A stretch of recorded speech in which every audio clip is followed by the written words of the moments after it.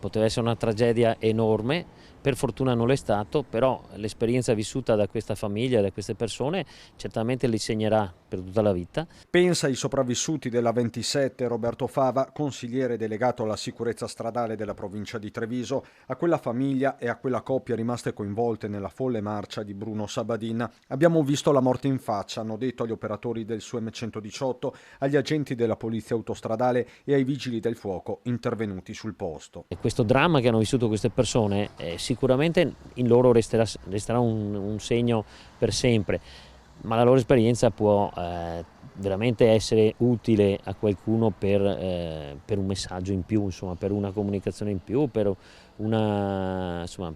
lanciare e fare in modo che qualcuno capisca, anche qualche altra persona capisca, che da una situazione del genere poteva scaturire una tragedia enorme che per fortuna non è successa. Da tempo la provincia di Treviso ha aperto un tavolo sulla sicurezza stradale con iniziative e incontri. Bruno Sabadin è la 17ª vittima sulle strade della Marca dall'inizio dell'anno. Nella provincia di Treviso purtroppo siamo maglia nera, è solo la crescita di consapevolezza, l'atteggiamento che noi dobbiamo cercare di spingere perché le persone siano più attente sulla strada. Poi certe cose sono a volte oggettivamente inspiegabili.